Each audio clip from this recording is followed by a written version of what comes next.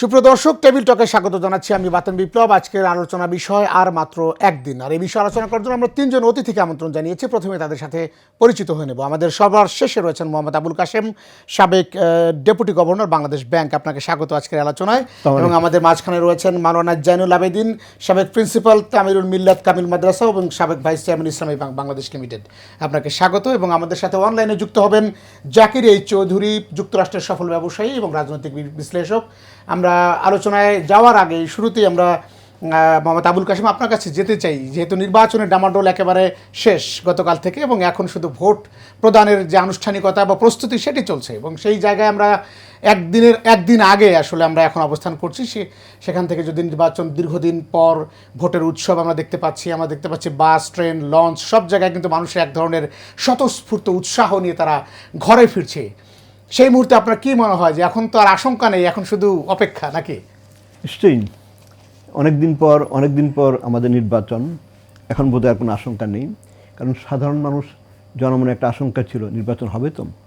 আজকে 10 তারিখ, 12 তারিখ নির্বাচন, এখন বোধহয় কারো মনে কোনো আশঙ্কা নেই, কোনো দ্বিধাদ্বন্দ্ব নেই। নির্বাচন নিশ্চয়ই 12 তারিখ হবে। আমরা যে জিনিসটা লক্ষ্য করেছি যে আসলে বিএনপি জামাত দীর্ঘদিন তারা যুগপথ আন্দোলন করেছেন মাঠে, এবং সেখান থেকে আমরা দেখলাম যে এবারে যখন নির্বাচনে দুইজন প্রতিদ্বন্দ্বিতা করছে একজন আরেকজনের সাথে একটি দল, বিচ্ছিন্ন কয়েকটি ঘটনা, আমরা যদি হাদির ঘটনা থেকে শুরু করি, একদম সবশেষ জামাতের একজন নেত্রকোনা একজনকে যে হত্যার ঘটনা, এই দুটির পাশাপাশি আরও মোট 5টি ঘটনা ঘটেছে যেগুলো অনাকাঙ্ক্ষিত। এছাড়া কিন্তু এরপর থেকে আমরা দেখেছি অনেকটাই শান্তিপূর্ণ পরিবেশে ভোট যে আনুষ্ঠানিকতা সেটি চলছে। এটা খুব দুঃখজনক যে আমাদের দুজন নামকরা লোক, প্রসিদ্ধ লোক, তারা দুর্বৃত্তের গলিতে ইন্তেকাল করেছে। এবং নেত্রকোনাতে তো সে প্রার্থী ছিল, কাজে ওইখানে হয়তো নির্বাচনটা পিছিয়ে দেওয়া হবে। নির্বাচন নীতিমালার আওতায় নির্বাচনটা পিছিয়ে দেওয়া, অর্থাৎ সারা দেশে 300 আসনের নির্বাচন হবে না 12 তারিখে, 299 হবে। আর অন্যরা তো সব নাম করা ফিগার, এবং ক্ষুদ্র ক্ষুদ্র আরও ঘটনা ঘটছেন। সরকার তরফ থেকে বরাবরই বলা হচ্ছে এটা যে এগুলি বিচ্ছিন্ন ঘটনা। তবু মানুষ তো মারা গেছে, আপনার মতোই একজন, আমার মতোই একজন মানুষ মারা গেছে। কোনো মতেই আমরা লোকক্ষয় কামনা করি না। আমরা গণতন্ত্রের উত্তরণ চাই, দুর্নীতির অবসান চাই, ফ্যাসিজমের অবসান চাই, কিন্তু লোকক্ষয় কোনো মতেই আমরা চাই না।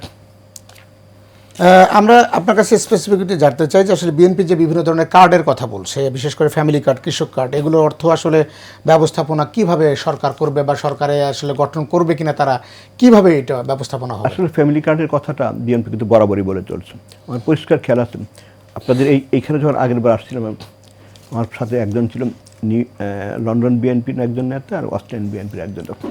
পরে চা খাওয়ার সময় তারা বললাম, তারেক রহমান বলছে আমাকে যে 31 দফা গ্রামে গ্রামে প্রচার করার জন্য। এবং ওই ছেলেটা খুব অ্যাক্টিভ, প্রচণ্ড অ্যাক্টিভিস্ট, যে আমি নেত্রকোনা বা অমুক তমুক জায়গাতে এই কাজগুলি করি, গ্রামের মানুষকে বোঝাই যে বিএনপি এইগুলি চায়। তখন কিন্তু নির্বাচনে কোনো কথাবার্তা বা এত কিছু হয় না। তো তাদের পরিকল্পনা রয়েছে ফ্যামিলি কার্ড দিবে।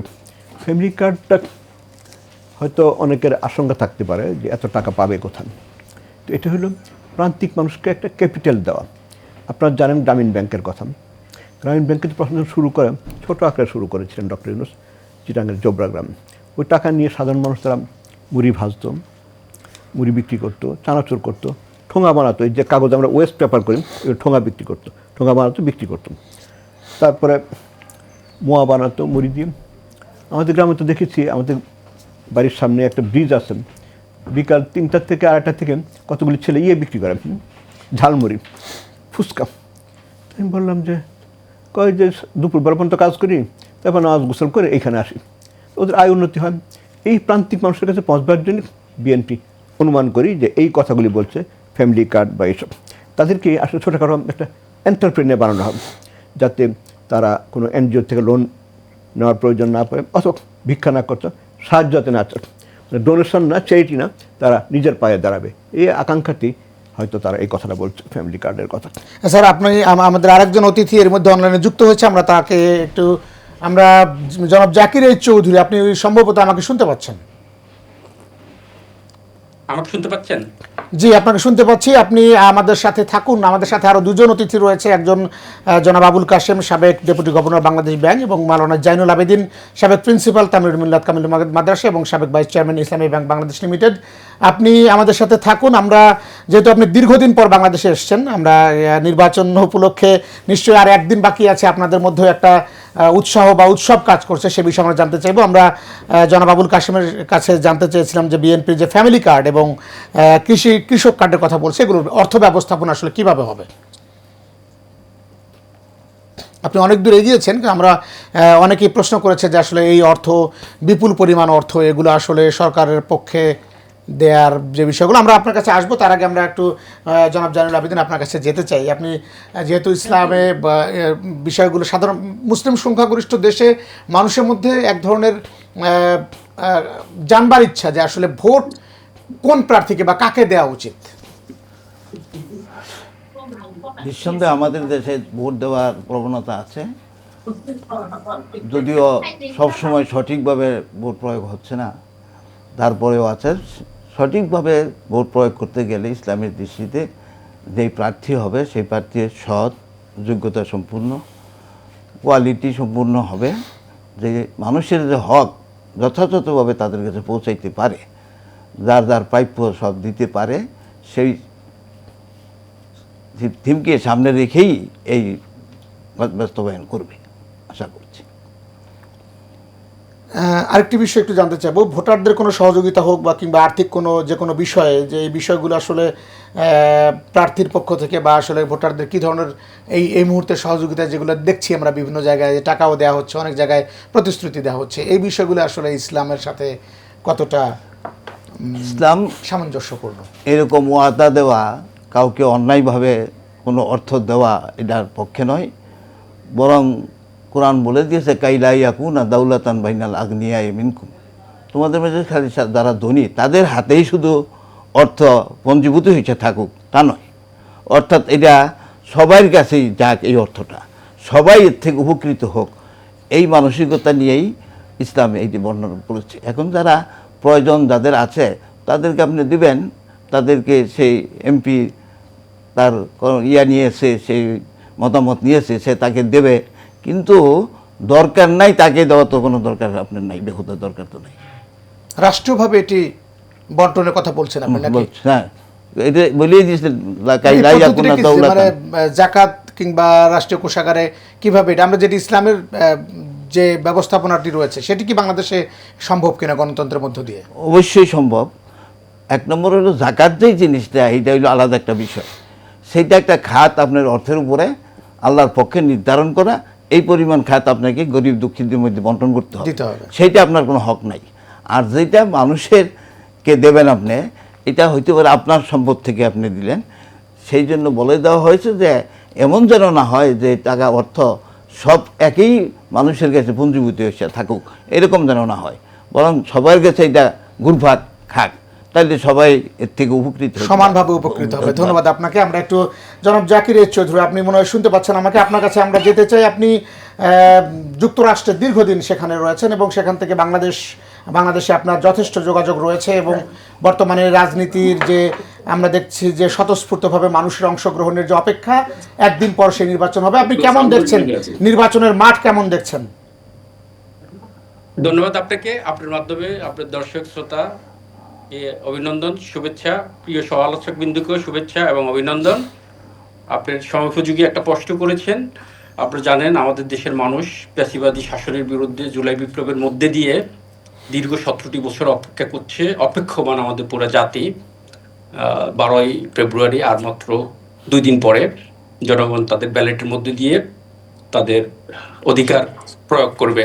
কিন্তু দুর্ভাগ্য হলো সত্য, 71-এর সেই পরাজিত শক্তি, যারা আমার দেশের মা বোনদের 2 লক্ষ মা বোনের ইজ্জত লুণ্ঠন করেছে, 30 লাখ শহীদ করেছে, আমার দেশের সম্পদ লুণ্ঠন করেছে, যারা বাংলাদেশকে মেনে নিতে পারেনি, সেই পরাজিত শক্তি আজকে, দুঃখজনক হলো সত্য, যে আজকে মাথা ছাড়া দিয়ে উঠেছে। প্রগতি, গণতন্ত্র, স্বাধীনতা, সার্বভৌমত্বের বিরুদ্ধে এই শক্তিটি আজকে বিভিন্ন পর্যায়ে নির্বাচন বানচাল করার চেষ্টা করেছিল। আমি একটু পিছনে কথা বলতে হয়, জানেন তারা প্রথম পিআর পদ্ধতিতে ভোট চেয়েছিল, এরপরে তারা স্থানীয় সরকার নির্বাচন চেয়েছিল, এরপরে তারা হানা ভোট চেয়েছিল, তারা মাসব্যাপী আন্দোলনও করেছিল কিন্তু ব্যর্থ হয়েছে।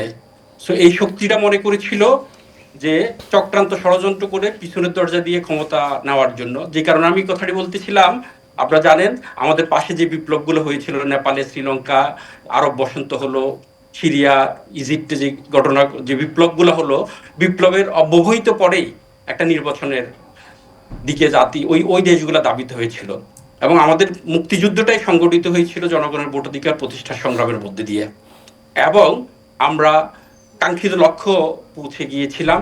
জুলাই বিপ্লবটাই ছিল জনগণের ভোটাধিকার প্রতিষ্ঠার জন্য, কোটা প্রথাটা ছিল সামান্য একটা দাবি মাত্র, কিন্তু এই কোটা প্রথা থেকেই অভ্যুত্থান, গণ অভ্যুত্থানের রূপ নিয়েছিল, যেখানে আমরা 1400-এর মতো তাজা জীবনকে হারিয়েছি, 30 লক্ষ লোকের, 30,000-এর মতো লোক আজকে পঙ্গুত্ব বরণ করেছে, অঙ্গহানি, অর্ধহানি, চোখে দেখতে পারতেছে না, এরকম পরিস্থিতিতে কারণটা ছিল যে একটা সুন্দর ভোট। কিন্তু ওই পরাজিত শক্তি এই ভোটকে নিয়ে চক্রান্ত ষড়যন্ত্রের কারণে আজকে 18 মাসের মাথায় নির্বাচনের একটা দ্বার উন্মুক্ত হলো।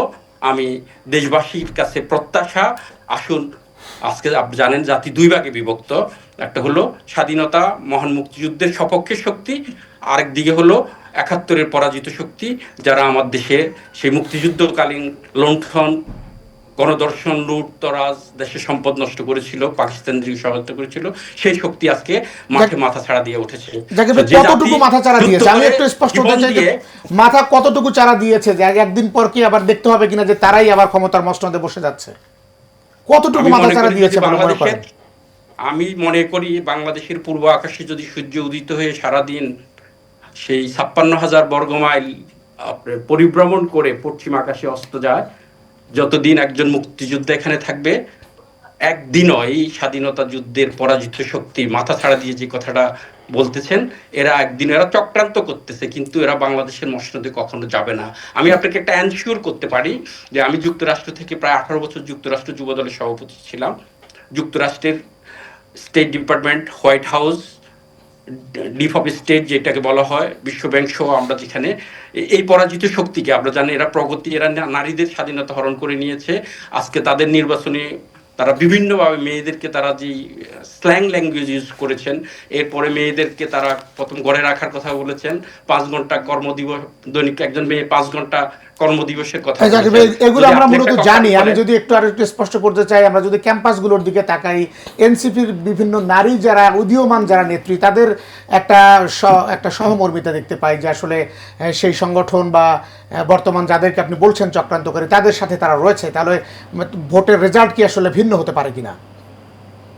আমি বলবো হিস্ট্রির ইফেক্ট ইটসেলফ, অর্থাৎ ইতিহাস এরই পুনরাবৃত্তি করে। ইতিহাসের থেকে আপনি যদি শিক্ষা না নেন, ইতিহাসের প্রকৃত শিক্ষা হলো ইতিহাস থেকে আমরা শিক্ষা নেই না। যেমন আপনার বাম রাজনৈতিক দলগুলা, এই যে ছাত্র মৈত্রী সহ, মাহমুদুর রহমান মান্নাদের সংগঠন, এই যে 72-এর নির্বাচনে, 73-এর নির্বাচনে, একচেটিয়া, ডাকসু সহ অনেকগুলা শিক্ষা প্রতিষ্ঠানে তারা একক মেজরিটি পেয়েছিল, ভূমি 10 বিজয় যেটাকে বলে। কিন্তু জাতীয় নির্বাচনে দেখেন তারা কয়টা সিট পেয়েছিল।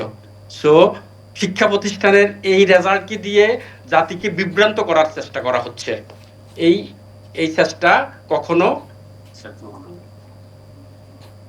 এই যে জাতিকে বিভ্রান্ত করার যে চেষ্টা চলতেছে, এই চেষ্টা কখনো আপনি এটাকে নিয়ে কখনো রেফারেন্স হয় না। আপনি জানেন, আমাকে শুনতে পাচ্ছেন? শুনতে পাচ্ছি জাকির ভাই, আমরা শুনছি। আপনি জানেন আমাদের দেশে একসময় ছাত্র আন্দোলনের, জাতীয়তাবাদী ছাত্রদল স্বৈর সরকার বিরোধী গণতান্ত্রিক আন্দোলনে আপসহীন দেশনেত্রী বেগম খালেদা জিয়ার নেতৃত্বে 90-এর স্বৈরাচারকে আমরা প্রতিহত করেছি। সো জাতীয়তাবাদী ছাত্রদল আজকে ডাকসু, তো আপনি যেটা দেখছেন, ডাকসু সহ বিশ্ববিদ্যালয়গুলোকে তারা ম্যানিপুলেট করেছে, ছাত্রলীগের ভিতরে তারা ঢুকে গিয়েছে। এই যে জাকির ভাই আপনি ঠিকই বলেছেন। আপনারা কিন্তু 24-এ আমরা দেখলাম যে একসাথে রাজপথে ছিলেন। এই যে শক্তির কথা আপনি বলছেন, জাতীয়তাবাদী এবং ইসলামী, জামাত ইসলামী বা ছাত্র শিবির একসাথে রাজপথে আমরা দেখেছি 24-এ। হ্যাঁ, আমরা এক রাজপথে ছিলাম, লক্ষ্য একটাই, ফ্যাসিবাদ বিরোধী আন্দোলন। এখন ভাই, আমি যদি একটা অপরাধীর বিরুদ্ধে মুভ করি, একটা নির্ধারিত গন্তব্যের দিকে আমি মুভ করি, আমার সাথে অনেকেই থাকতে পারে, আসছে আমার সাথে যুগপৎ আন্দোলনে অংশগ্রহণ করেছে, তার অর্থ মানে তার আদর্শ আমার আদর্শ এক না। জামাতের ইসলামের আদর্শ এবং আপনি জানেন মদিনার ইসলাম আর এই জামাত ইসলামের ইসলাম এক কথা নয়। সো এই এই যে এই যে পরাজিত শক্তি এরা আমাদের সাথে ছিল, আপনি জানেন তারা অনেক কথাই বলতেছে, তারা 2001-এ আমাদের সরকারও ছিল, আমাদের বিরুদ্ধে অনেক কথাই বলেছে, কিন্তু এরা হলো সুযোগ সন্ধানী, এরা এদের খোলস বদলায়, এরা হলো এই যে অপশক্তি, এরা হলো আপনার ইসলাম। আপনি জানেন আমাদের সেই ইসলামের ইতিহাসে যারা সেদিন খেলাপথ প্রতিষ্ঠা করেছিল তারা তো লুকিয়ে থাকি খেলাপথ করে নাই, তারা ওপেন একজন ইসলাম, আমি প্রকৃত বীর দর্পে আমি আমার কথা বলবো, আমার আত্মপরিচয় দিব। কিন্তু এই জামাত শিবিররা এরা গোপনে থাকে, এরা গুপ্ত হত্যা করে, এরা মা বোনদের ইজ্জত লুণ্ঠন করে। এখন দেশে এই যে নতুন বোর্ডটা, এই যে এই বোর্ডেও তারা আপনি জানেন কোটি কোটি টাকা তারা বিদেশি ফাইন্যান্স নিয়েছে এনজিও গুলা থেকে, আমাদের দেশে এই যে বিকাশ করে মেয়েদের আমরা আরো আপনার কাছ থেকে জানতে চাইবো জাকির ভাই এই বিষয়ে। আমরা একটা ছোট বিরতিতে দেবো। আমাদের সাথে প্রিন্সিপাল স্যার রয়েছেন তামিরুল মিল্লাতের, ওনার কাছ থেকে আমরা এই বিষয়ে যে খিলাফত প্রতিষ্ঠার ক্ষেত্রে যে গোপনীয়তার যে বিষয়টি, এগুলো নানা বিষয়ে আমরা আলোচনা করবো। তার আগে একটা বিরতিতে যাচ্ছি। প্রিয় দর্শক যারা আমাদের সঙ্গে রয়েছেন, নিচে ছোট্ট একটি বিরতি, আমাদের সঙ্গেই থাকুন।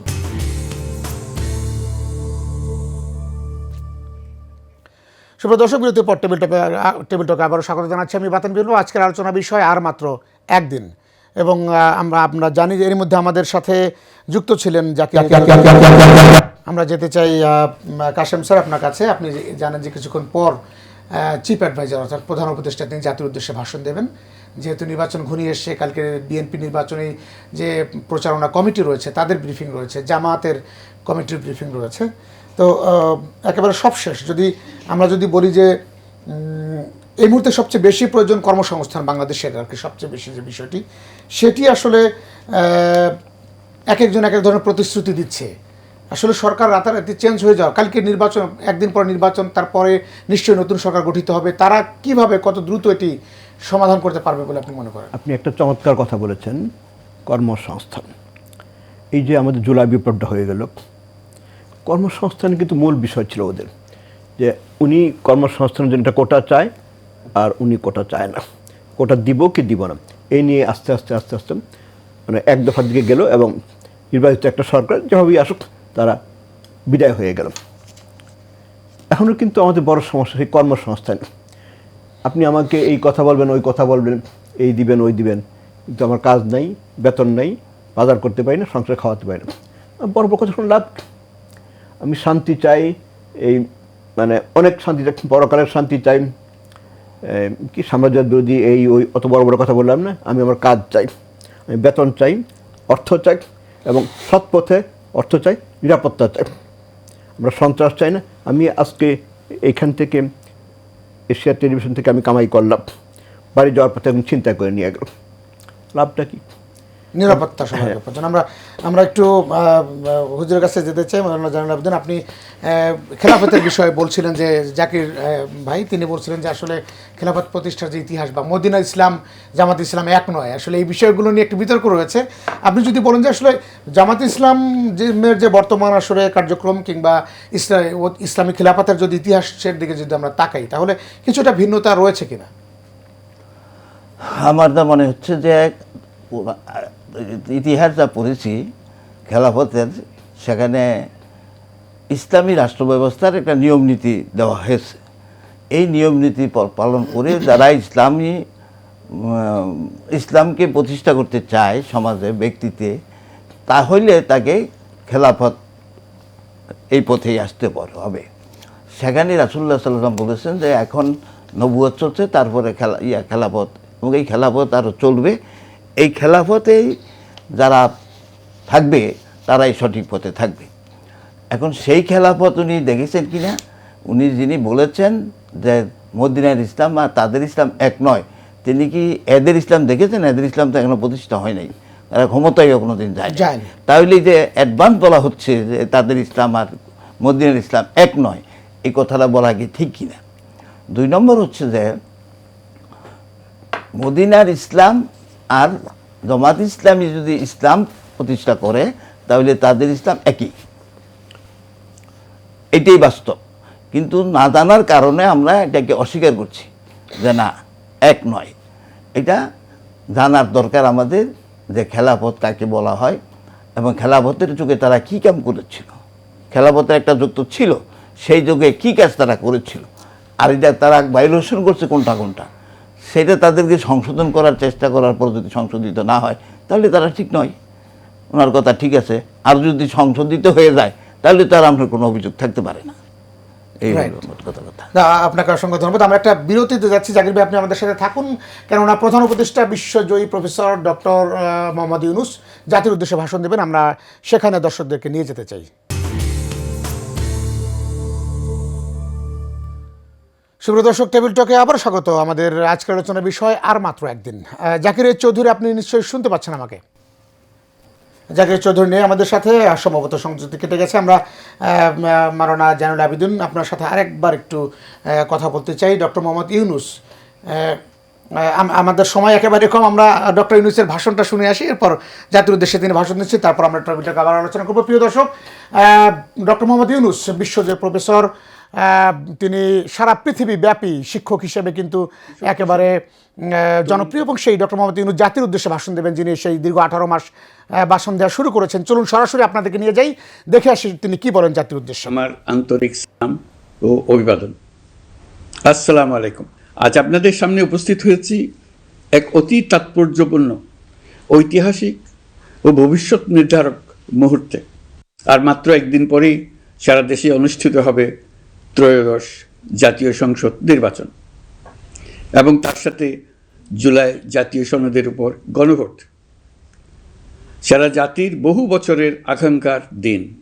আমি গভীর শ্রদ্ধা ও বিনম্রতার সঙ্গে স্মরণ করছি মহান মুক্তিযুদ্ধ ও জুলাই গণঅভ্যুত্থানের সকল শহীদকে, যাদের রক্তের বিনিময়ে আমরা বাংলাদেশ পেয়েছি, এবং স্বৈরাচার বিরোধী দীর্ঘ লড়াই সংগ্রামের সাফল্যের পর আজ আবার গণতান্ত্রিক উত্তরণের যুগ সন্ধিক্ষণে দাঁড়িয়ে আছি। আপামর জনগণের, বিশেষ করে জুলাইয়ের যোদ্ধাদের আত্মত্যাগ ছাড়া এই নির্বাচন, এই গণভোট কোনোটিই সম্ভব হতো না। সমগ্র জাতি তাই তাদের কাছে চিরঋণী। প্রত্যেক জাতির জীবনে এমন কিছু দিন আসে যার তাৎপর্য থাকে সুদূর প্রসারী, যেদিন নির্ধারিত হয় রাষ্ট্রের ভবিষ্যৎ দিক নির্দেশনা, গণতন্ত্রের চরিত্র এবং স্থায়িত্ব ও আগামী প্রজন্মের ভাগ্য। আগামী পরশু ঠিক তেমনি একটা দিন, যেদিন দুটি ভোট অনুষ্ঠিত হতে যাচ্ছে। আমরা সবাই মিলে নতুন সরকার গঠনের নির্বাচন করব, এবং পাশাপাশি গণভোটের মাধ্যমে আমাদের প্রাণপ্রিয় বাংলাদেশ রাষ্ট্রের ভবিষ্যৎ কাঠামো নির্ধারণ করব। ইতিমধ্যে আনুষ্ঠানিক নির্বাচনী প্রচারণা শেষ হয়ে গেছে। এখন আমাদের সবার সিদ্ধান্ত নেওয়ার পালা। এই মুহূর্তে রাষ্ট্রের দায়িত্বপ্রাপ্ত একজন নাগরিক হিসেবে আপনাদের সঙ্গে কিছু গুরুত্বপূর্ণ কথা ভাগ করে দেওয়াকে আমি আমার নৈতিক ও সাংবিধানিক দায়িত্ব মনে করছি। প্রথমেই গভীর সন্তোষ ও কৃতজ্ঞতার সঙ্গে উল্লেখ করতে চাই, এবারের নির্বাচনকে ঘিরে সার্বিক প্রচারণা পূর্ববর্তী যে কোনো নির্বাচনের তুলনায় উল্লেখযোগ্যভাবে শান্তিপূর্ণ হয়েছে। মত আদর্শের পার্থক্য থাকা সত্ত্বেও রাজনৈতিক দলগুলো সংযম দেখিয়েছে। প্রার্থীরা দায়িত্বশীল আচরণ করেছেন এবং সাধারণ মানুষ সচেতন থেকেছেন। এই পরিবেশ হঠাৎ করে তৈরি হয়নি, এটি সম্মিলিত দায়িত্ববোধের ফল। এজন্য আমি আন্তরিক ধন্যবাদ জানাই দেশের সকল রাজনৈতিক দল, প্রতিদ্বন্দ্বী প্রার্থী, ভোটার, নির্বাচন কমিশন, নাগরিক সমাজের প্রতিনিধিবৃন্দ, গণমাধ্যম কর্মী এবং নির্বাচনের সাথে সংশ্লিষ্ট সকল আইনশৃঙ্খলা বাহিনী ও প্রশাসনের প্রতিটি সদস্যকে। আপনাদের সম্মিলিত প্রচেষ্টায় আমরা একটি আশাব্যঞ্জক পরিবেশে নির্বাচন অনুষ্ঠানের দ্বার প্রান্তে পৌঁছতে পেরেছি। তবে এই শান্তিপূর্ণ পরিবেশের মাঝেও আমাদের হৃদয়ে গভীর বেদনার ছায়া রয়েছে। নির্বাচনের তফসিল ঘোষণার পর এবং প্রচারণাকালে সংঘটিত কয়েকটি সহিংস ঘটনায় আমরা কিছু মূল্যবান প্রাণ হারিয়েছি। এই সহিংসতা আমাদের জাতীয় বিবেককে নাড়িয়ে দিয়েছে। গণতন্ত্রের চর্চায় কোনো প্রাণ ঝরে যাওয়া কোনো সভ্য রাষ্ট্রের জন্যই গ্রহণযোগ্য নয়। প্রিয় দেশবাসী, এবারের নির্বাচনে 51টি দল প্রতিদ্বন্দ্বিতা করছে, যা এ যাবৎকালের যে কোনো নির্বাচনের মধ্যে সর্বাধিক সংখ্যক রাজনৈতিক দলের অংশগ্রহণ। স্বতন্ত্র সহ মোট প্রার্থীর সংখ্যা 2000-এরও বেশি। আগের জাতীয় নির্বাচনগুলোতে এর চেয়ে বেশি প্রার্থী প্রায় কখনোই দেখা যায়নি। প্রিয় দেশবাসী, এবারের নির্বাচন শুধু আরেকটি নিয়মিত নির্বাচন নয়, এটি একটি গণ অভ্যুত্থানের পর দেশের প্রথম জাতীয় নির্বাচন। দীর্ঘ সময় ধরে জমে থাকা ক্ষোভ, বৈষম্য, বঞ্চনা ও অবিচারের বিরুদ্ধে জনগণের যে জাগরণ আমরা দেখেছি, এই নির্বাচন তার সাংবিধানিক প্রকাশ। রাজপথের সেই দাবি আজ আপনাদের ব্যালটের মাধ্যমে উচ্চারিত হতে যাচ্ছে। তাই এই নির্বাচন বাংলাদেশের গণতান্ত্রিক যাত্রায় একটি ঐতিহাসিক মাইলফলক। এই নির্বাচনের মাধ্যমে আমরা শুধু জনপ্রতিনিধি নির্বাচন করছি না, একই সাথে আমরা সিদ্ধান্ত নিচ্ছি বাংলাদেশ কোন পথে এগোবে। আমরা কি একটা বৈষম্যহীন, ন্যায়ভিত্তিক ও জবাবদিহিমূলক রাষ্ট্র গড়তে পারব, নাকি আবারও পুরনো ক্ষমতাকেন্দ্রিক ও অনিয়ন্ত্রিত বৃত্তে ফিরে যাব? এই প্রশ্নের উত্তর দেবে গণভোট। আমি সকল প্রতিদ্বন্দ্বী প্রার্থীর প্রতি আন্তরিক আহ্বান জানাই, নির্বাচনের ফলাফল যাই হোক না কেন, ব্যক্তিগত বা দলীয় স্বার্থের ঊর্ধ্বে উঠে জাতির বৃহত্তর স্বার্থকে প্রাধান্য দিন। বিজয় যেমন গণতন্ত্রের অংশ, তেমনি পরাজয়ও গণতন্ত্রের অবিচ্ছেদ্য সত্য। নির্বাচনের পর সবাই মিলে একটি নতুন, ন্যায়ভিত্তিক, গণতান্ত্রিক ও অন্তর্ভুক্তিমূলক বাংলাদেশ গড়ার কাজে আত্মনিয়োগ করুন। প্রিয় দেশবাসী, আজ আমি বিশেষভাবে কথা বলতে চাই আমাদের তরুণ ভোটার ও নারী ভোটারদের সঙ্গে। আপনারাই সেই প্রজন্ম যারা গত 17 বছর ধরে ভোটাধিকার থাকা সত্ত্বেও ভোট দিতে পারেননি। আপনারা বড় হয়েছেন এমন এক বাস্তবতায় যেখানে ভোটের মুখোশ ছিল কিন্তু ভোট ছিল না, ব্যালট ছিল কিন্তু ভোটার ছিল না। এই দীর্ঘ সময়ের বঞ্চনা ও অবদমনের সবচেয়ে বড় মূল্য জাতিকে প্রতিদিন দিতে হয়েছে। তবু আপনারা আশা ছাড়েননি, অন্যায়ের সামনে মাথা নত করেননি। আন্দোলনে, প্রতিবাদে, চিন্তায় ও স্বপ্নে আপনারা একটি নতুন বাংলাদেশের আকাঙ্ক্ষা লালন করেছেন। আজ জুলাই গণ অভ্যুত্থানের মাধ্যমে ইতিহাসের গতিপথ বদলানোর সেই দিনটি এসেছে। বিশেষ করে আমাদের নারীরা মুক্তিযুদ্ধ থেকে শুরু করে বাংলাদেশের সবকটি গণ আন্দোলন, পরিবার থেকে রাষ্ট্র, সবখানেই শক্তি হয়ে দাঁড়িয়েছেন। নারীরাই ছিল জুলাই গণ অভ্যুত্থানের সম্মুখ সারির যোদ্ধা। নারীরাই এই দেশের অর্থনীতির অন্যতম চালিকা শক্তি। বৈদেশিক মুদ্রা আয়ের শক্ত ভিত, ক্ষুদ্র ঋণ, কুটির শিল্প, নারী উদ্যোক্তা, এই শব্দগুলোর পেছনে আছে পরিবর্তনের গল্প, পরিবার ও সমাজে স্বাবলম্বী হবার গল্প। আপনারা ঘরে, রাজপথে সমানভাবে সংগ্রাম করেছেন, সন্তানদের ভবিষ্যৎ আগলে রেখেছেন, সমাজকে টিকিয়ে রেখেছেন, অথচ রাষ্ট্রীয় সিদ্ধান্তে নিজেদের মত প্রকাশের সুযোগ থেকে দীর্ঘদিন বঞ্চিত হয়েছেন। এই নির্বাচন আপনাদের জন্য এক নতুন সূচনা। আর আমাদের তরুণরা, যাদের স্বপ্ন, মেধা ও শক্তি আগামী বাংলাদেশের ভিত্তি, এই ভোট আপনাদের প্রথম সত্যিকারের রাজনৈতিক উচ্চারণ। তাই আমি আপনাদের কাছে অনুরোধ নয়, দাবি জানাচ্ছি, ভয়কে পেছনে রেখে সাহসকে সামনে এনে ভোট কেন্দ্রে যান। আপনার একটি ভোট শুধু একটি সরকার নির্বাচন করবে না, এটি 17 বছরের নীরবতার জবাব দেবে, বাধাহীন ফেসিবাদের জবাব দেবে, জাতিকে নতুনভাবে গঠিত করবে এবং প্রমাণ করবে এই দেশ তার তরুণ ও নারী এবং সংগ্রামী জনতার কণ্ঠ আর কোনো দিন হারাতে দেবে না। প্রিয় নাগরিকবৃন্দ, নির্বাচন অবাধ, সুষ্ঠু, নিরপেক্ষ ও শান্তিপূর্ণ করতে সরকার সর্বোচ্চ প্রস্তুতি গ্রহণ করেছে। এবার রেকর্ড সংখ্যক আইনশৃঙ্খলা বাহিনীর সদস্য মোতায়েন করা হয়েছে। পাশাপাশি ম্যাজিস্ট্রেসি ক্ষমতাসম্পন্ন সশস্ত্র বাহিনীর সদস্যদেরও ব্যাপকভাবে দায়িত্বে রাখা হয়েছে, যাতে যে কোনো ধরনের বিশৃঙ্খলা বা সহিংসতা দ্রুত ও কঠোরভাবে প্রতিহত করা যায়। আমি গভীরভাবে বিশ্বাস করি তারা সকলেই ঈমান, দেশপ্রেম ও কর্তব্যনিষ্ঠায় উজ্জীবিত হয়ে তাদের উপর অর্পিত মহান দায়িত্ব সুষ্ঠু ও সুচারুরূপে পালন করবেন। প্রযুক্তির সর্বোচ্চ ব্যবহার নিশ্চিত করতে প্রথমবারের মতো সারা দেশে ব্যাপক পরিসরে সিসি ক্যামেরা স্থাপন করা হয়েছে। ভোট কেন্দ্রে দায়িত্বরত কর্মকর্তারা শরীরের সাথে সেটে রাখা ক্যামেরা ব্যবহার করছেন। নিরাপত্তা ও নজরদারিতে ড্রোন ও ডগ স্কোয়াড ব্যবহারের ব্যবস্থাও রাখা হয়েছে। এসব ব্যবস্থার একমাত্র লক্ষ্য ভোটাররা যেন নির্ভয়ে, নিশ্চিন্তে ও সম্মানের সঙ্গে তাদের ভোটাধিকার প্রয়োগ করতে পারেন। এই নির্বাচনকে আরও অন্তর্ভুক্তিমূলক করার জন্য আমরা কিছু ঐতিহাসিক পদক্ষেপ গ্রহণ করেছি। প্রথমবারের মতো প্রবাসী বাংলাদেশিদের ভোটাধিকার প্রয়োগের সুযোগ সৃষ্টি করা হয়েছে। বিশ্বের বিভিন্ন প্রান্তে বসবাসকারী আমাদের ভাই বোনেরা দেশের ভবিষ্যৎ নির্ধারণে অংশগ্রহণ করতে পারছেন। এটি আমাদের গণতন্ত্রের পরিসরকে আরও বিস্তৃত করেছে। আমাদের এই নতুন অভিজ্ঞতা অন্যান্য দেশে প্রচলনের জন্য ইতিমধ্যে কয়েকটি দেশ আগ্রহ প্রকাশ করেছে এবং আমাদের অভিজ্ঞতার প্রতিটি ধাপ তারা পর্যবেক্ষণ করছে। একই সঙ্গে দেশে অবস্থানরত সরকারি কাজে নিয়োজিত ব্যক্তি, আইনশৃঙ্খলা বাহিনীর সদস্য এবং আইনি হেফাজতে বা কারাগারে থাকা যোগ্য নাগরিকদের জন্য পোস্টাল ব্যালটের মাধ্যমে ভোট প্রদানের সুযোগ দেওয়া হয়েছে। এটি প্রমাণ করে রাষ্ট্র কাউকে বাদ দিয়ে নয়, সবাইকে সঙ্গে নিয়েই এগোতে চায়। ভোটাধিকার কারো দয়া নয়, এটা আমাদের সংবিধান প্রদত্ত মৌলিক অধিকার। এই অধিকার প্রয়োগের মাধ্যমেই আমরা ঠিক করি আমাদের ভবিষ্যৎ কোন পথে যাবে।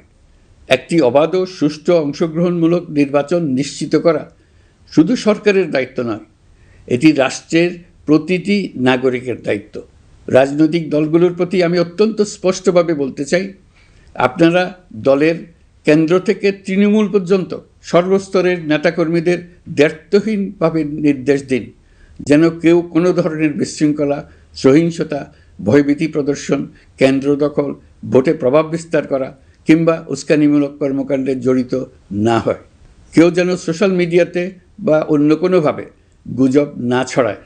রাষ্ট্র কোনোভাবেই এই ধরনের আচরণ সহ্য করবে না।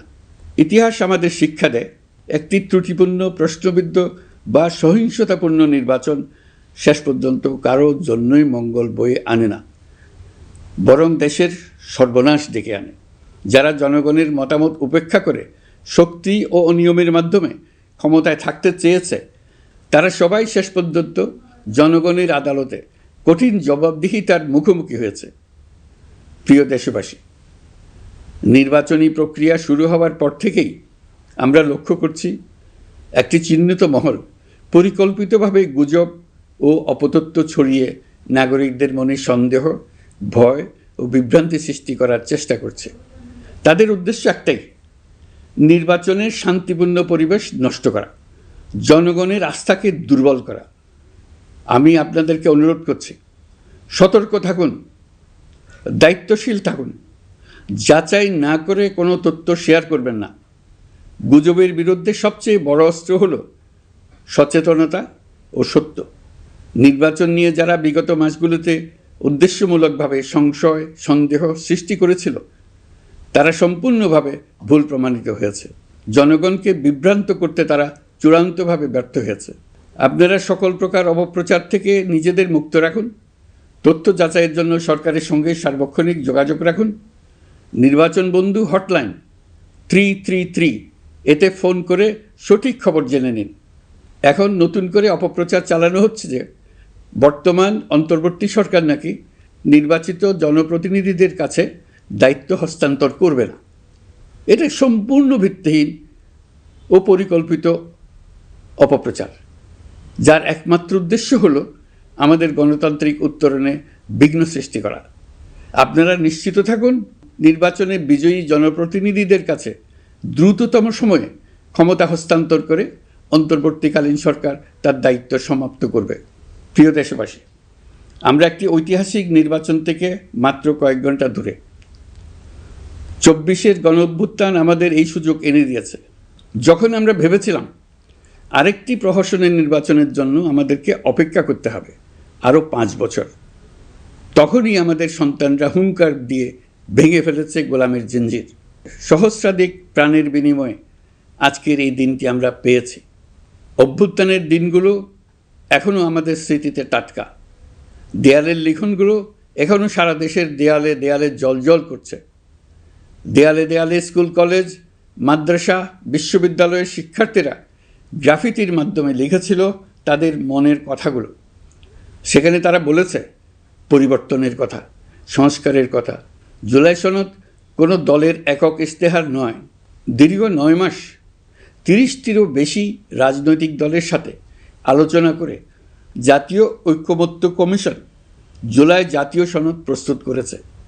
এই আলোচনায় অনেক প্রস্তাবের পক্ষে বিপক্ষে দীর্ঘ মতবিনিময় শেষে রাজনৈতিক দলগুলো এতে স্বাক্ষর করেছে। এই সনদ জাতির ভবিষ্যৎ পথ চলার এক ঐতিহাসিক দলিল, গণ অভ্যুত্থানের চেতনা, জনগণের দীর্ঘদিনের আকাঙ্ক্ষা এবং ভবিষ্যৎ রাষ্ট্র ব্যবস্থার একটি সুস্পষ্ট দিক নির্দেশনা।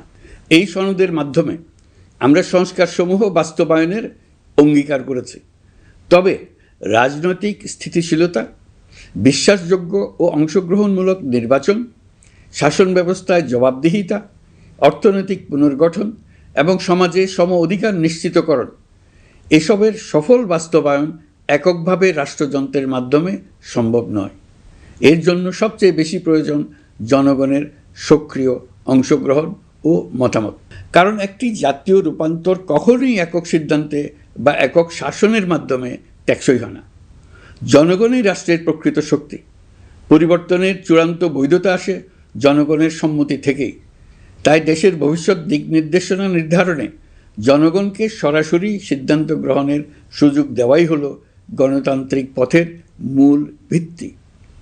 এই লক্ষ্যেই আমরা গণভোটের আয়োজন করেছি, যাতে দেশের ভবিষ্যৎ সংস্কার দিশা নির্ধারণে জনগণ সরাসরি নিজেদের মত প্রকাশ করতে পারেন। এই গণভোট বাংলাদেশের ইতিহাসে একটি নতুন মাইলফলক হয়ে থাকবে। এখানে আপনার প্রতিটি ভোট আগামী দিনের রাষ্ট্র ব্যবস্থার ভিত্তি রচনা করবে। এর প্রভাব থাকবে বহু প্রজন্ম জুড়ে।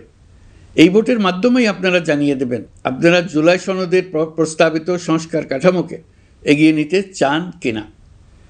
আপনাদের সিদ্ধান্তে নির্ধারণ করবে রাষ্ট্র কোন পথে অগ্রসর হবে, শাসন ব্যবস্থা কোন কাঠামোয় গড়ে উঠবে এবং একটি নতুন বাংলাদেশ কিভাবে তার গণতান্ত্রিক ও মানবিক রূপ লাভ করবে। এই গণভোটে আপনার একটি ভোট শুধু একটি কাগজে দেওয়া সিল নয়, এটি আপনার সন্তানের ভবিষ্যৎ, আপনার পরিবারের নিরাপত্তা এবং দেশের আগামী দিনের দিক নির্দেশনা নির্ধারণ করবে।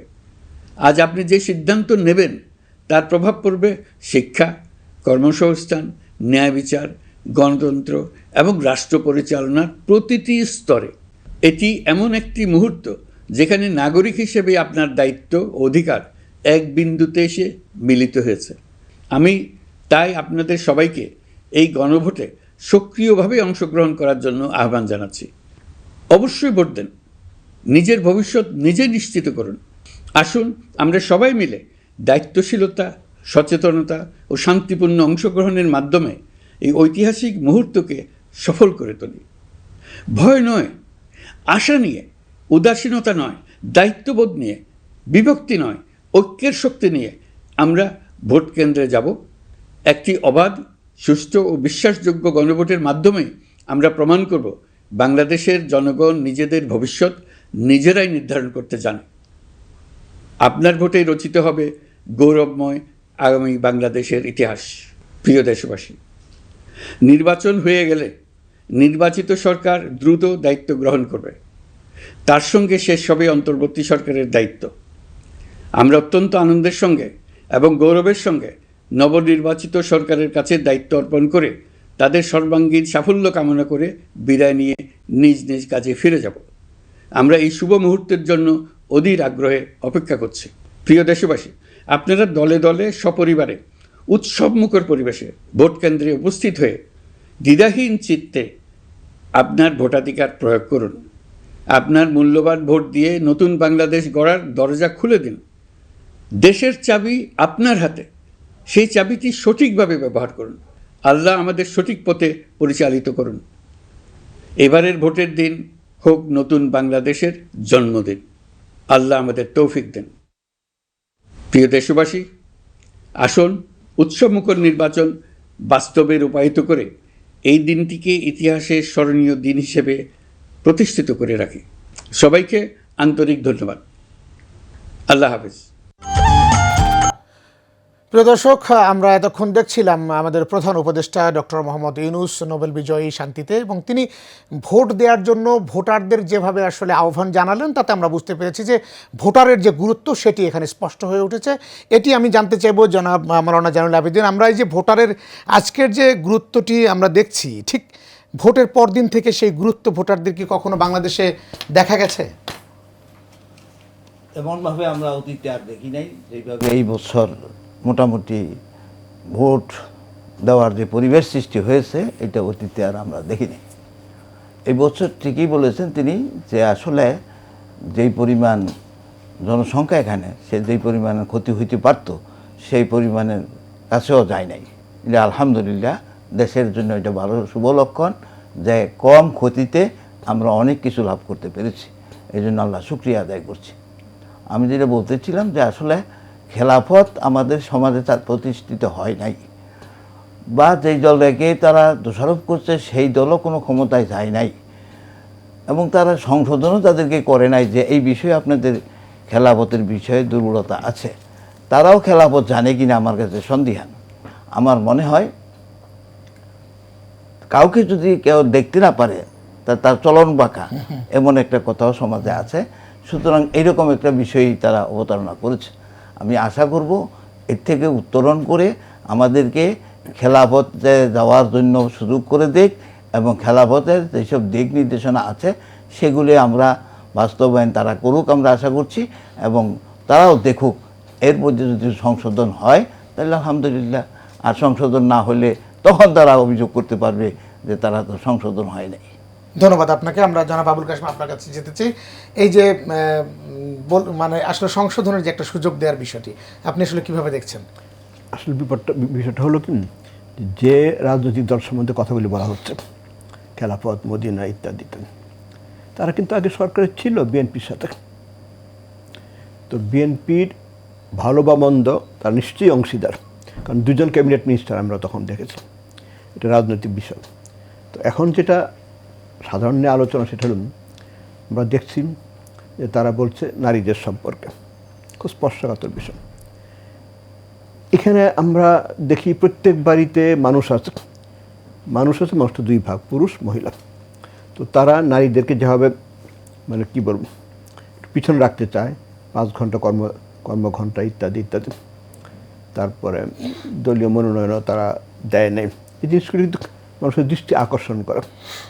15 বছর 20 বছর কি 40 বছর আগে বাংলাদেশের মানুষ যেরকম ভাবতো খবরের কাগজ ছাড়া বা টেলিভিশন ছাড়া কিছু দেখতো, এখন প্রচুর টেলিভিশন, প্রচুর আলোচনা, প্রচুর নিউজ এবং সোশ্যাল মিডিয়া, কতদূর সত্যি কতদূর মিথ্যে পরের কথা, কিন্তু আলোচনা সবাই আসছেন। একটা ছোট্ট ঘটনা কিন্তু আজকাল বাইরে থাকে না। আপনি নীলফামারীর প্রত্যন্ত গ্রামের যে ঘটনা, পরের দিন আপনি ঢাকায়, বগুড়া, পটুয়াখালী সব জায়গায় দেখতে পান। কাজে যে ইনফরমেশান বা ঘটনা যেটা ঘটে এটা ধামাচাপা দেওয়ার সুযোগ নেই। ছোট্ট ঘটনা বড় ঘটনা সব কিছু মানুষের কাছে চলে আসে। মানুষ এগুলি দেখে চিন্তা ভাবনা করে বিবেক বুদ্ধি বিবেচনা করে তখন তারা কাজ করে। কাজে এই জিনিসগুলি প্রত্যেকটা ঘটনা, প্রত্যেকটা আচরণ এগুলি বিবেচনা মানুষ করবে ভোট দেওয়ার জন্য। আজকে আপনি এখানে টক শো করেন, এটা এক জিনিস। তারপরে যে ভোট চাইতে যাবেন সব খবর চলে আসবে। ক্লাস 5-এ আপনি কী করেছিলেন, ক্লাস 10-এ নকল করেছিলেন কি না, ইন্টারমিডিয়েটে আপনি এক্সপেল হয়েছেন, সব কথা প্রচার হবে। একটু বেশি প্রচার হয়, যতটা না হয় তার বেশি প্রচার। কিন্তু এর দেখেই আমাদের ভোটাররা, সাধারণ মানুষ সিদ্ধান্ত গ্রহণ করে।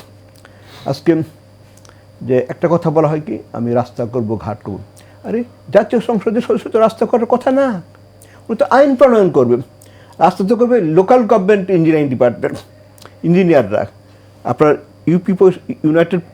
ইউনিয়ন পরিষদ যিনি চেয়ারম্যান হবেন, উপজেলা পরিষদ যিনি চেয়ারম্যান হবেন, অথবা এলজিডি ডিপার্টমেন্ট অথবা মেয়র, তারা খুব রাস্তাঘাট। সেটি একটি অনেক বিশদ আলোচনা, আমরা সেদিকে না যাই। আমরা যেহেতু আর একদিন রয়েছে নির্বাচনের, শেষ মুহূর্তে আপনি আসলে কোনো আশঙ্কা করছেন কিনা যে আসলে নির্বাচনের কারচুপি কিংবা কোনো ধরনের বিশৃঙ্খলা বা অনিয়মের ঘটনা আসলে কি এখানে আমরা নির্বাচনের আগে সবাইকে বলি নির্বাচন উপহার দেবো। আরে তো উপহার দেওয়ার কথা, ইউ হ্যাভ বিন অ্যাপয়েন্টেড, আপনাকে বেতন ভাতা দিয়ে নির্বাচন কমিশনার, প্রধান নির্বাচন কমিশনার, উনি নির্বাচন কমিশনার উপহার দেবেন। This is your due. আপনি আমাকে আপনাকে বেতন দিয়ে আপনি আমাকে সার্ভিস দেবেন, উপহার না। এটা কোনো দাওয়া না, কোনো সঠিক সার্ভিসটা দিতে। এক্স্যাক্টলি। আর এর মধ্যে একটা দুর্ঘটনা ঘটে গেছে। তার এমন একটা পাশা নামে একটা এনজিওকে কি অবজারভার নিয়োগ করছে, তাদের কোনো লোকই নাই, একটা মাত্র কি ঘর, অফিসও নাই ঠিকঠাক। মানে হাস্যকর বিষয়। নির্বাচন কমিশনকে এগুলি দেখবার কথা না। আর একটা কথা এখানে আসছেন যে আমরা হ্যাঁ না ভোটের যে ব্যালটটা, এর মধ্যে কোনো সিরিয়াল নাম্বার নাই। হ্যাঁ, এটা একটি অনেক বড় এটা কিন্তু বিষয়, আজকে এটা সেটা কিন্তু আলোচনায় এসেছে। এটা কিন্তু আপনাদের মানে এই খবরের কাগজ, টেলিভিশন, মিডিয়াম এইটা জিনিসটি সামনে আনা উচিত। এবং আমি জানি না এখনো সংশোধন করতে পারবেন অথবা তাদের কি ব্যাখ্যা আছে যে ভোটার লিস্টে আপনি এই আমরা প্রতিবেদন প্রচার করেছি যে কেন সেখানে সিরিয়াল নাম্বার দেওয়া আপনি হয়। এই মার্কে ভোট দিবেন, এটা মার্কা আছে, সরি সিরিয়াল নাম্বার আছে, কিন্তু হানার মধ্যে কোনো সিরিয়াল নাম্বার নেই। What a pity! এই যে সমস্যা কি দেখলাম, ব্যালটের মধ্যে সিরিয়াল নাম্বার দেওয়া রয়েছে, কিন্তু হানা ভোটের যে ব্যালট কেন সেটাতে থাকবে না? কিন্তু নেই। কেন থাকবে না? আর হ্যাঁ বা না, আপনি কি পারবেন? আপনি তো একটা বিরাট টেলিভিশন, বিরাট টক শো পরিচালনা করেন, আপনি কি সবগুলো জিনিস 100% হ্যাঁ 100% না বলতে পারবেন? এর কোনো সুযোগ নেই, তাহলে অপশন রাখা হচ্ছে কেন? অবশ্যই সেখানে নেগেটিভ পজিটিভ দুটি আর থাকবে। এত যে জিনিস থাকবে, এটা কি আপনি এখানে ক্লাসে পড়াবেন? এটা কিন্তু এক ধরনের মানে অতি চালাকি, টু বি ভেরি ফ্র্যাঙ্ক। যাই হোক, নির্বাচনে আমরা কোনো রকম জীবন আশঙ্কা হোক এটা কামনা করি। আমরা গণতন্ত্র চাই, সাফল্য চাই, উন্নতি চাই, শান্তি চাই, ইহকালের শান্তি, পরকালের শান্তি, কিন্তু কোনো মতেই প্রাণ নাশ আমি চাই না। ব্যক্তিগত আমি কোনো প্রাণ নাশ চাই না। আপনাকে ধন্যবাদ। আমরা একেবারে শেষ পর্যায়ে চলে এসেছি। আমরা হুজুরের কাছে আরেকটু যাইব। আপনি দীর্ঘদিন ধরে শিক্ষার্থীদের পড়িয়েছেন এবং বাংলাদেশে ইসলামের বিস্তারে আপনাদের যেমন অবদান রয়েছে, ঠিক তেমনি বর্তমান সময়ে যে ইসলাম নিয়ে আলোচনা নানা ধরনের, কেউ ধর্ম ব্যবসায়ী বলছে, আসলে ধর্ম ব্যবসাটা যদি একটু স্পষ্ট করেন আমাদের কাছে, কারা ধর্ম ব্যবসায়ী মূলত? প্রথম হচ্ছে যে ধর্ম তো আছেই, সেই ধর্ম আপনি পালন করবেন। সেই সেটাই পালন করতে স্বাভাবিক। গিয়ে যদি সেটা রাষ্ট্রেও প্রযোজ্য হয় তাহলে সেখানেও পালন করবেন। সেইটা পালন না করে ইসলামের নাম ব্যবহার করবেন, তাহলে তো এইটাই ধর্ম ব্যবসা। যারা এই নাম ব্যবহার করে কাজ করছে আসলে ধর্ম পালন করছে না, এইটাই ধর্ম ব্যবসা। আর যারা ধর্ম মনে প্রাণে বিশ্বাস করে, সেই যে নামাজে যেমন সে পালন করে, সে অর্থনীতিতেও পালন করে, সে রাষ্ট্রেও পালন করে, তাহলে এটা ধর্ম ব্যবসা না, এটা ইসলামের সঠিক প্রয়োগ। তো বাংলাদেশে যে 51টি রাজনৈতিক দল নির্বাচনে অংশ নিচ্ছে, তাহলে কারা ধর্ম ব্যবসা করছে না যদি এটা আমরা বাছাই করতে যাই, সেক্ষেত্রে কি 2-4টা নাম আমরা পাবো কিনা? ধর্ম ব্যবসায়ী নয় কিংবা ধর্ম ব্যবসা করছে এরকম নাম কি আমরা পাবো? বা আপনি খুঁজলে পাইতে পারেন যে তারা ধর্মের কথা বলে, সে তারা আসলে ব্যক্তি জীবনে তাদের মধ্যে ধর্ম আছে কিনা, এবং সেই পারিবারিক জীবনে আছে কিনা, এবং রাষ্ট্রীয় জীবনে তারা পালন করার জন্য বদ্ধপরিকর কিনা। এরকম যদি থাকে তাহলে তারা তো ধর্ম ব্যবসা না, এটা আসল ধর্ম। আর যারা ধর্মের কথা বলে কাজে কর্মে কিছুই করে না, সেইটা হলো ধর্ম ব্যবসা। যারা চায় ধর্মের বিষয়গুলো রাষ্ট্রীয়ভাবে পালন করতে, তারা ধর্ম ব্যবসা করছে না? না। নিশ্চয়ই নয় এটি। না। এবং যারা নিজেরাও কর্ম পালন করছে না, কিন্তু একজন নামাজ পড়ছে না, কিন্তু আরেকজনকে বলছে যে তার নামাজ হচ্ছে না, তার নামাজ হচ্ছে না ফতোয়া দিচ্ছে, এটি মূলত ধর্ম ব্যবসা। এটাই ধর্ম ব্যবসা। এর বাইরে তো আসলে ধর্ম ব্যবসা সুযোগ মানে এখানে আর কোনো অপশন নেই। না, এখন তো আর বাংলাদেশে যে অবস্থা আছে সেই অবস্থায় এখন আর কোনো সুযোগ নেই। কিন্তু রাজনীতিতে আমরা দেখি যে অনেকেই কেউ কাউকে বলছে যে এখানে ভোট দিলে বা সেটা আমরা জামাতের ক্ষেত্রেও দেখি, বিএনপির ক্ষেত্রেও দেখি যে জান্নাতের টিকিট বিক্রির এক ধরনের অভিযোগ আমরা পেয়েছি। এগুলো আসলে এগুলো ঠিক না, এগুলিও ঠিক না। কারণ আপনি ধর্ম যদি গ্রহণ করে থাকেন তাহলে আপনি রাজনীতি ধর্ম পালন করবেন, এবং সেখানে আল্লাহ তাআলা আপনাকে যদি ন্যাক আমল করেন তাহলে আপনাকে জান্নাত দিবে। এখানে টিকিট বেচা কিনার তো কোনো প্রশ্ন নেই। ব্যক্তির কাছে তো এটি না, কোনো সুযোগ নেই। সুযোগ নেই। হয়তো পথ বলে দিতে পারে যে এই পথে থাকলে সে জান্নাতে পাবে। যাবে। হ্যাঁ, এরকমই তো বিষয়টি। এটা এরকমই বিষয়। আচ্ছা, আপনাকে ধন্যবাদ। আমরা একটু জাকির ভাই আপনার কাছে যেতে চাই। জাকিরের চৌধুরী, আপনি শুনতে পাচ্ছেন আমাকে? জাকির ভাই রে, আমরা জনাব আবুল কাশেম আপনার কাছে আবার যেতে চাই।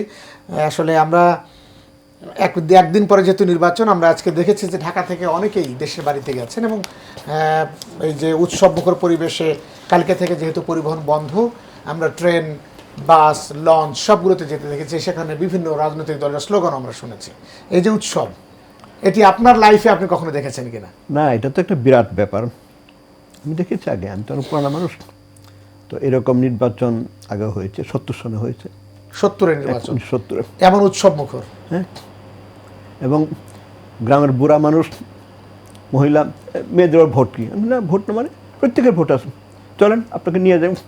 আমি নিয়ে গেছি, তখন তো আমি ইউনিভার্সিটির ছাত্র মাত্র, তো নিয়ে গেছি ভোট দেওয়ার জন্য, দিয়েছে তারা ভোট। তারপরে হয়তো আর দেয়টাই না।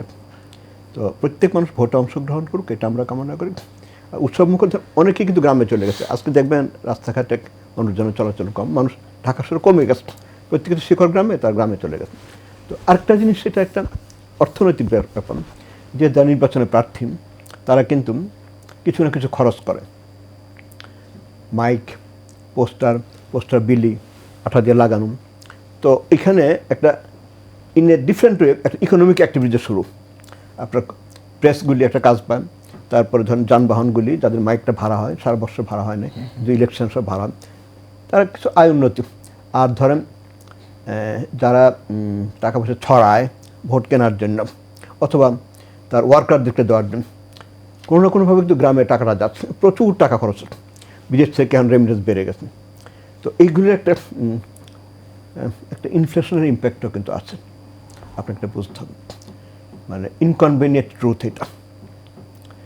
আপনি বাড়িতে যাবেন, তাতে কি মুদ্রাস্ফীতি হওয়ার সম্ভাবনা রয়েছে আপনি বলছেন?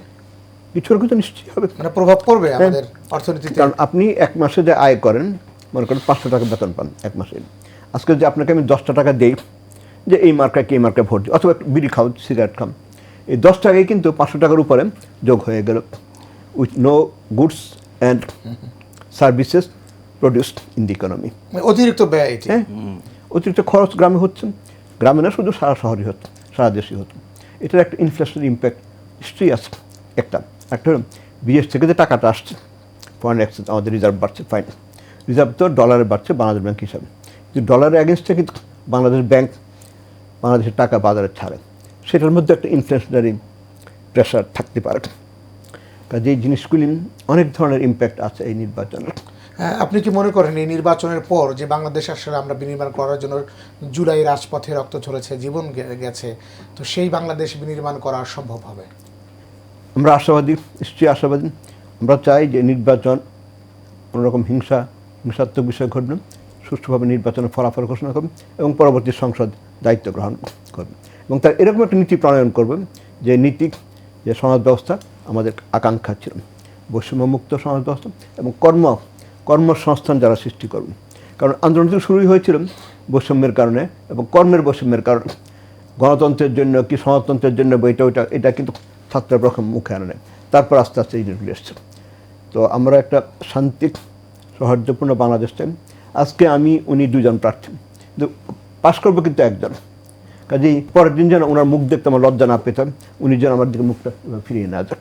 এটা হলো কিন্তু গণতন্ত্র, এটা হলো ভ্রাতৃত্ব, এটি গণতন্ত্র। আপনি দেখবেন উন্নত দেশগুলিতে নির্বাচনে যিনি বিজয়ী হন এবং যিনি পরাজিত হন, নির্বাচনে বিজয়ী প্রথমেই কিন্তু যিনি পরাজিত হয়েছেন ওনাকে টেলিফোন করে যোগাযোগ করেন। জি, আমরা এখানে দেখেছি, একটু রাজনীতির কথা হয়ে যান। বঙ্গবন্ধুর বিরুদ্ধে সবসময় ইলেকশন করতো নির্মল সেন ইলেকশন ফেল করতো, তারপরের দিন বঙ্গবন্ধু দাদা এসব দেশ করেন। এইটা হলো নির্বাচন, এটা হলো গণতন্ত্র। আমরা দেখেছি, এটা বাংলাদেশ রাজনীতি দেখেছি। সর্বশেষ আপনার কাছে জানতে চাইবো যে আসলে অনেকে প্রেডিকশন দিচ্ছে, জরিপ হচ্ছে বিভিন্ন সংগঠনে, আসলে আপনার কাছে কি মনে হচ্ছে যে আসলে দুটি দল হাড্ডাহাড্ডি লড়াই চলছে নাকি আসলে অনায়াসে কোনো দল বের হয়ে যাবে? এটা আমার পক্ষে বলা মুশকিল। একটু যদি না, অনেক ধরনের জরিপ দেখি এবং জরিপগুলি কতদূর প্রকৃত অবস্থার প্রতিফলন ঘটে আমি জানি না, এবং বিদেশিরা আল জাজিরা বা ওরা যে জরিপ করেন আমি জানি না তাদের রিপ্রেজেন্টেটিভ কতদূর পর্যন্ত ফিল্ড লেভেলে গিয়ে মানুষের মতামত নেন নাকি ঢাকা থেকে মতামত। একমাত্র 2-1টা দল আছে আমাদের নির্বাচনে অংশগ্রহণ করছে, তাদের কর্মীরা একেবারে কী বল মানে ধর্মতই নেতার বা পার্টির কাজ মতো এই কাজগুলি করে, নির্বাচন মানে বা ভোটার তালিকা বা ভোটারদের মনোভাব। কিন্তু অন্যগুলি, কারণ এই যে আমাদের স্ট্যাটিস্টিক্সের পরিস্থিতি স্ট্যান্ডার্ড এরার জানি আছে, স্ট্যান্ডার্ড ডেভিয়েশন, এইগুলি খুব মানে আমার কাছে মনে ম্যাটার করে না। আপনাকে অসংখ্য ধন্যবাদ, আপনি কৌশলে এড়িয়ে গেলেন বিষয়টি। আমরা একটু মালানা জানাল আবদিন আপনার কাছে যেতে চাই, 1 মিনিটে জানতে চাইবো যে আপনার কাছে কি মনে হচ্ছে কিনা আসলে যে লড়াই চূড়ান্ত পর্যায়ে হাড্ডাহাড্ডি হবে নাকি কোনো দল অনায়াসে বের হয়ে যাবে? সেটাও নির্বাচন শেষ হওয়ার আগে তো বলা যাবে না। তার মানে হাড্ডাহাড্ডি লড়াই চলছে।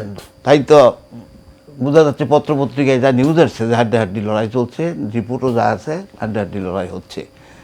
এটা খারাপ না, যদি কোনো সহিংসতা না হয় তাহলে এই লড়াইটা কোনো খারাপ না। তাহলে প্রতিযোগিতা বাড়বে, সবাই মানুষ ভোট দিতে সাহস করবে।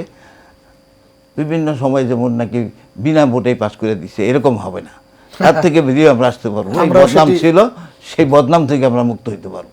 অসংখ্য ধন্যবাদ আপনাদের দুজনকে, এবং জাকির চৌধুরী যুক্ত ছিলেন, আপনাকে অসংখ্য ধন্যবাদ। দর্শক, আপনারা যেখান থেকে দেখছেন, আমরা একদিন পরে যেহেতু ভোট, আমরা চাই একটি শান্তিপূর্ণ, অবাধ, সুষ্ঠু এবং নিরপেক্ষ ভোট অনুষ্ঠিত হবে বাংলাদেশ, এবং যে বাংলাদেশের পরবর্তী সরকার গঠিত করবে তার মধ্য দিয়ে কাঙ্ক্ষিত স্বপ্নের বাংলাদেশ নির্মিত হবে, সেই প্রত্যাশা রেখে শেষ করছি। সবাই ভালো থাকবেন। আল্লাহ হাফেজ।